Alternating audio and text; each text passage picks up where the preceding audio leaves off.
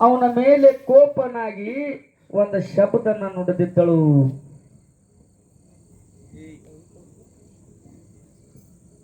ಮಾತನಾಡಬಾರದಂತ ಶಬ್ದವನ್ನು ನುಡಿದ ಮೇಲೆ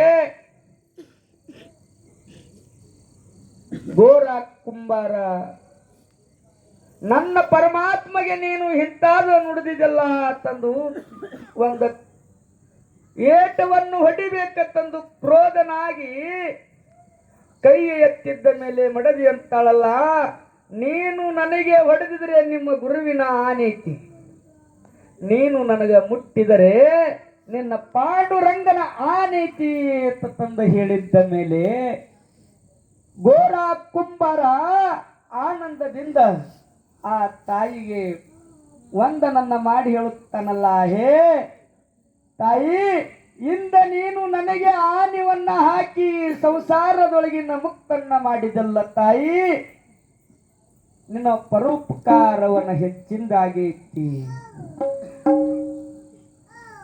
ಮದುವೆಯಾಗಿ 1.25 ತಿಂಗಳದೊಳಗೆ ಇಂಥ ಘಟನೆಯನ್ನ ಆಗಿದ್ದ ಮೇಲೆ ಮುಂದೆ 2-3 ವರ್ಷವಾಯಿತು, ಮಕ್ಕಳವನ್ನ ಆಗಲಿಲ್ಲ. ಎಲ್ಲಾರು ಆ ತಾಯಿಗೆ ಹುಟ್ಟ ಬಂಜಿ ಅಂತಂದು ನಿಂದೆದ ಮಾತನಾಡುತ್ತಿರಲ್ಲ, ಅಂತ ನಿಂದೆದ ಮಾತವನ್ನ ತಾಯಿ ಸಹಿಸಲಾರದೆ, ದುಃಖವನ್ನ ತಾಳಲಾರದೆ